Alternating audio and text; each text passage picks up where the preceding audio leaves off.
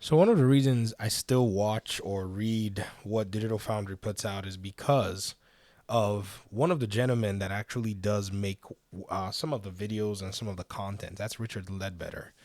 There are also some of the other gentlemen as well who would do content, and I value their opinion to an extent. And then, there are probably sometimes I'm at odds with some of the things they say. I very strongly remember during the unveiling and release of Gotham Knights, I remember how everybody was in a tizzy as to 60 FPS and all that. And, people were basically talking about how Spider Man was capable of doing this. Why was Gotham Knights not able to do it? And we had a Plague Tale, which also came out, was a beloved game, but it got a really nice treatment because apparently there was already a fandom and a fan base that didn't necessarily care as to if the game was 60 or 30 or whatever the heck it was. In light of all of that, Richard Ledbetter went ahead and wrote this article, Why the Return of 30 FPS Console Games is Inevitable.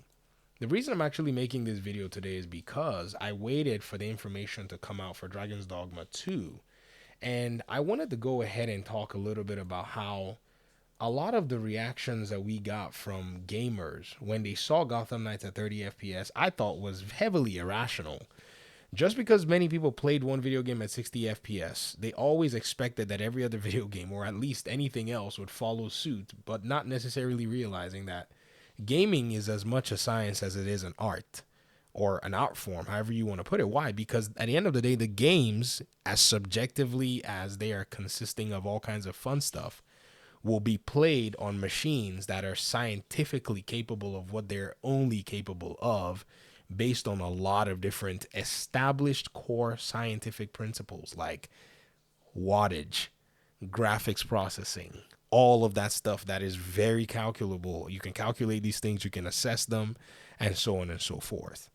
And it brings me to this place where I want to say, ladies and gentlemen, we look at the system requirements for, Dragon's Dogma 2, and we see both in the minimum and recommended specs.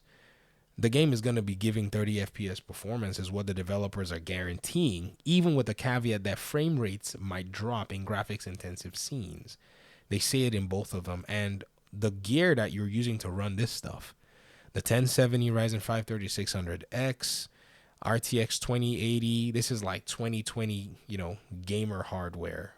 Maybe somewhere around 2019, I don't know, somewhere around there, the 3600 or so. So these hardware pieces are, for the most part, older, if you get what I mean, in the PC side. They move very fast. And I think what they've done is they've really either exposed the new console gaming as a weak proposition that was overly marketed to make people think that they were getting what they thought was the best product, which I've always said. I've always laid this blame at the feet of Microsoft and Sony for overly marketing the hardware, which is a closed ecosystem anyways, that doesn't give gamers the opportunity to be able to upgrade their devices to be able to meet requirements on games that they want to play and enjoy at higher performance levels. But instead, now a lot of these gamers who are not really aware of how this stuff works have basically started randomly blaming developers for nothing, or some have even used it as an excuse to complain about the games they don't really like. That's a whole different conversation later on. And I think my tweet here, I don't know what I was thinking when I actually posted this, but I saw that, somebody posted this out here. Yusufini here on Twitter said, he put it up and said, how are we feeling about Dragon Dogma 2 system requirements? And I was like, well, I think the new generation of consoles have helped, PC market hardware even more. The moment some players got a taste of 60 FPS on console, it was inevitable they'd face the reality that PC players have always faced for years. Your performance is mostly as good as your rig or console in this case. Welcome to the PC world.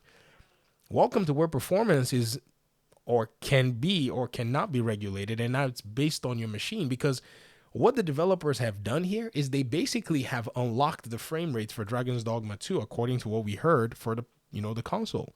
So now let your console power the game to see where it actually reaches, which reminds me of the experiment that Digital Foundry did a while back. I don't know if many of you actually dialed into that.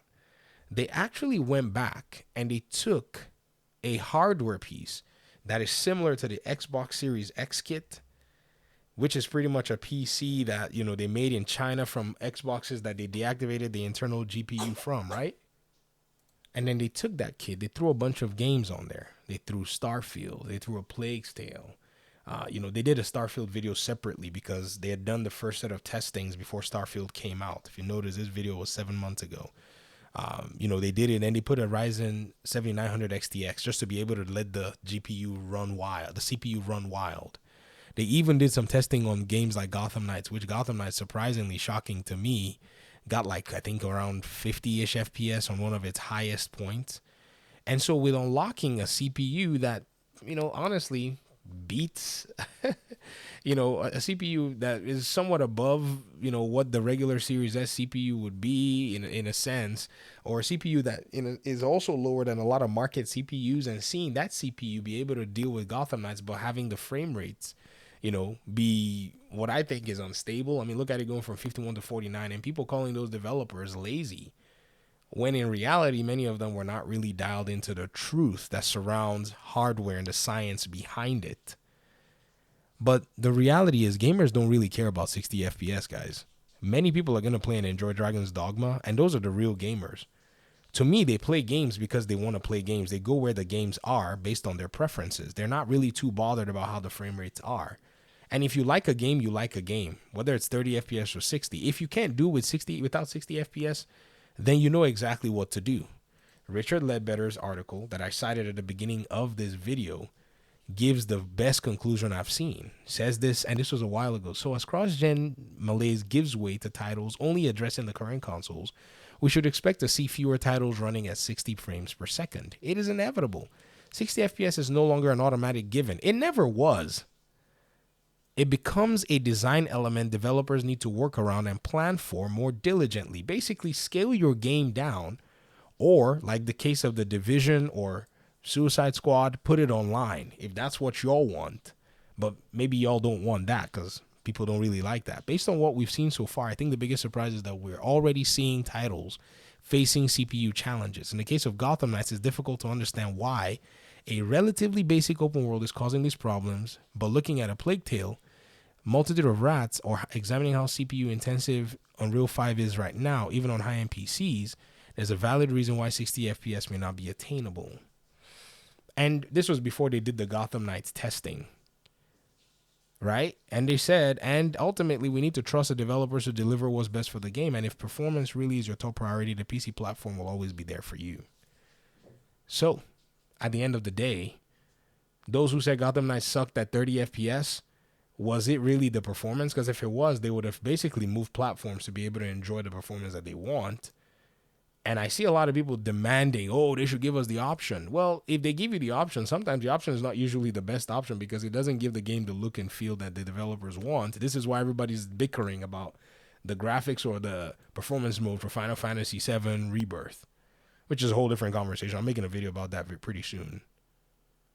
But I'm glad that we've reached this part of the conversation, and I can't wait for what GTA 6 is about to do to a lot of people who have basically bragged on all their different whatever it is. Console gets it first, blah, blah, blah, blah, blah. Well, don't be too happy about that.